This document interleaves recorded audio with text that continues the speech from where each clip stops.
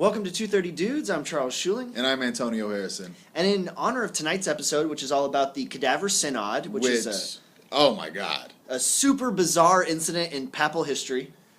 I can't even believe what this Pope did. Yes. First off, you've got Cadaver. Cadaver in itself, just saying the word cadaver means like something's a little weird here, right? And Synod, I had never even heard of the word. Neither had I.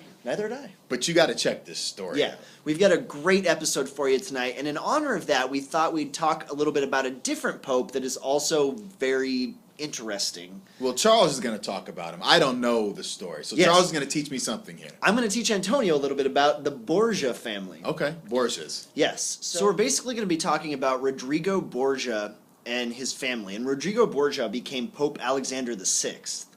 The Sixth? The Sixth. Okay. Why did their names change? They changed. When you become a pope, you get named after a previous saint. Or no, you choose a name of a saint that you think represents you, or you're kind of you're kind of embodying. Yeah. Gotcha. So he became Pope Alexander the Sixth, and his backstory is interesting in itself. He had actually had an uncle who was a pope, and the uncle named all of his nephews cardinals, because nepotism. Yeah. Right. So already Rodrigo Borgia is a cardinal, and as a cardinal, obviously you're supposed to be celibate, but he was not. Okay. In his entire life, I believe he had 8 illegitimate children. Gee, what? I know. How many legitimate ones did he have? None. Okay. Because you can't be married. Okay, exactly. Okay. But the first 4 were with one woman who he kind of stayed with his whole life, but he also had other mistresses as well. But the oldest 3 I'm going to kind of bring up a little bit because they're somewhat relevant to the Borgia legacy. Okay.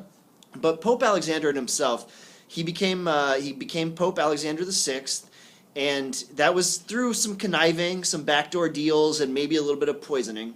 No, it doesn't surprise me. He's kind of a wild man. Yeah. And he had his 2 oldest sons. The oldest was named Giovanni. And Giovanni was raised in what would be considered probably the normal way of raising the eldest child in a prestigious family. So he was very entitled. Arrogant, thought he was the shit, right? Yeah. The next oldest was named Cesare. Which is a dope-ass name. It is, right? Yeah. Now, in spelling, it looks like Caesar, mostly, but it's like the Caesar Italian version of Caesar. Okay. Cesare. And Cesare was how a lot of these prestigious families, again, would have their second or third son, and that they would try to get them into the Catholic Church so that they could be influential for the family, right? So just keep swaying everything your direction. Exactly. So when Rodrigo Borgia was just a cardinal, he named his second oldest son Cesare as a bishop, which is already a pretty big step, and Cesare was only 15. Jeez. Yes, right? And then when Rodrigo Borgia became a pope, Cesare was 18, and he was immediately named a cardinal. Aren't cardinals usually like 50 or 60 Yeah, they're the years top old? of the line, right? Yeah, they're the ones that elect popes, right? Okay. Yeah, so it was already kind of a big deal. And Giovanni was named in charge of the Pope's army. I didn't know the Pope had an army. Yeah, not anymore. Right. But yeah, he did. Okay. That was who was sent on for example, the Knights Templar. Ah. The Crusades, yeah. That would be the Pope's army as well. Okay. Yeah.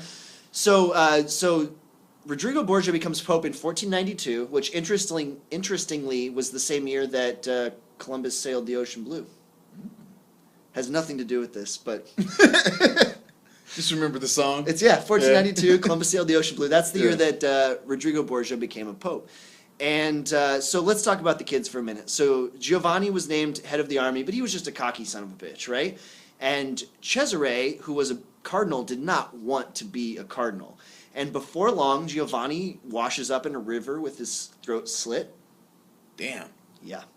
But I mean, if you're 18, who wants to be a cardinal at 18? I'd rather run an army. Exactly. Yeah. And he's actually a really well-known historical figure, not just from being a pope's son, but because of what he did. He led the army very well. He was a very tactful, charismatic military leader. Okay. In fact, he's a character on the Assassin's Creed games as an assassin. Well, I don't play video games, but I know the game. Yeah, I don't either. But right. But everyone's aware of that game, and he was just a real suave, smooth, cold-hearted guy.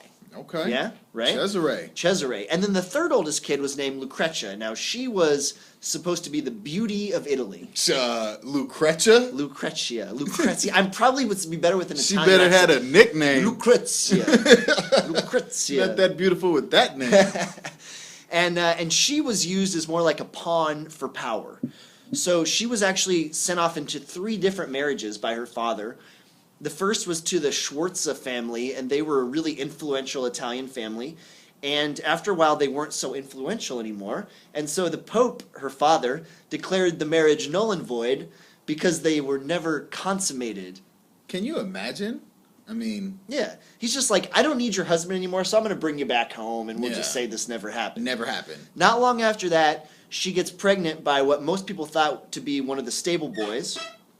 And not long after... Gotta watch out for those preachers' daughters, man. And Pope's daughters. Very shortly after that, the stable boy also turns up dead. And again, people think it's Cesare. So he's killed his brother and his sister's lover at this point. Why does he have a problem with the sister's lover? Because he's a stable boy? Stable boy. Okay. It's a status thing. Okay. But also there were lots of rumors that Cesare and Lucrezia were doing the thing. Oh, man. Yeah.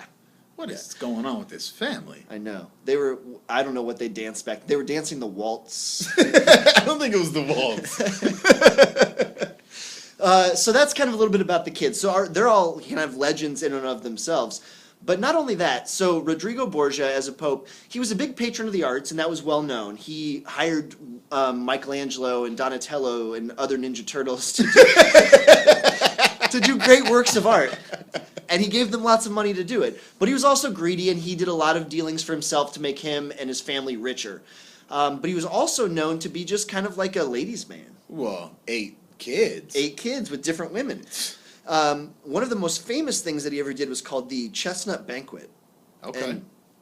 And the Chestnut Banquet was a party he held for his cardinals. And supposedly there were 50 courtesans, as they were called back then, but hookers. Yeah. 50 hookers, and the hookers did like a strip dance where they slowly removed all of their clothes, so now there's 50 naked women in a room full of celibate men. Yeah. And then they lowered the lights, basically put out all the candles except for one candelabra right in the center of the room, so it's real dim. Right. And they rolled a whole bunch of chestnuts onto the floor, and then all these naked women fought to collect the most chestnuts. And supposedly it turned into like one of the most famous and largest orgies of all time. Now that sounds like a party. It gets a little weirder though, because not only was it Rodrigo and his cardinals, but supposedly Cesare and Lucrezia were also in attendance. So we got a father, a brother, and a sister all at the same orgy. What is going on in the church? I don't know. Now, I do think it's worth noting that these kinds of historical, as we've talked about on our show, these kinds of historical recounts of events are a little bit open for interpretation. Because it could have been recorded by somebody that hated the family. Very true. But what did happen was for sure an 11-year reign of a pope that was kind of critically panned. And he died in 1503, and in 1517, so about 15 years later, is when Martin Luther nailed his doctrine on the door of the church in Germany, and that's what kind of started the Protestant Reformation, which was a whole split from the Catholic Church into a different kind of Christianity.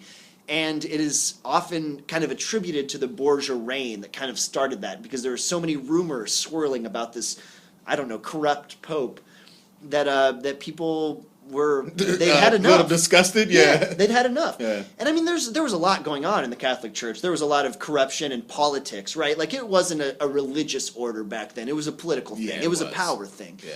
And so that's just a little sampling of the Borgias. And I mean, there's a lot more there. But Jeez. Just to give you a little taste, and that wraps around to... Well, the Cadaver Synod. If you think that is a crazy Pope story, wait till you hear about the Cadaver Synod. I was flabbergasted, if I have to use that word, about what actually went down. Yeah. So check it out tonight, 8 p.m. 8 p.m. Pacific Standard Time, and we'll tell you all about the Cadaver Synod. Thanks for watching.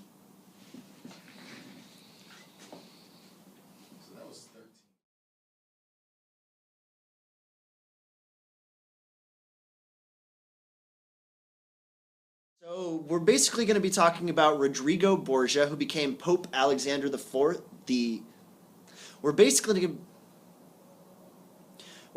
going to be talking about the Borgia family. I don't know what the fuck is happening. Slow down, Charles. Slow down. Just slow the fuck down.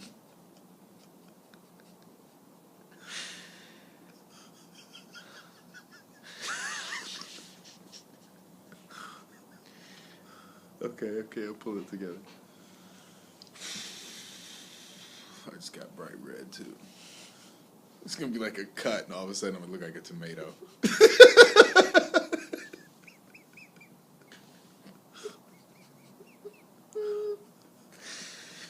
Okay.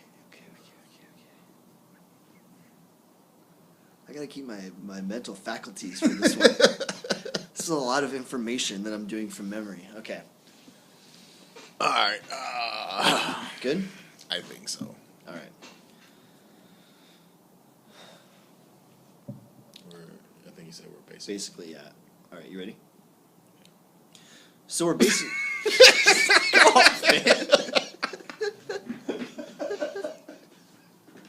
What? My bad. Go trace yourself.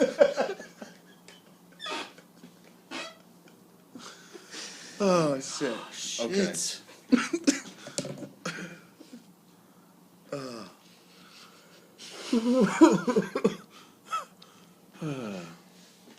It's all snowball from here, man.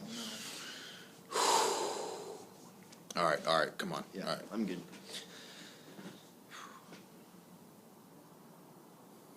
I'm almost good. Fuck, come on. All right.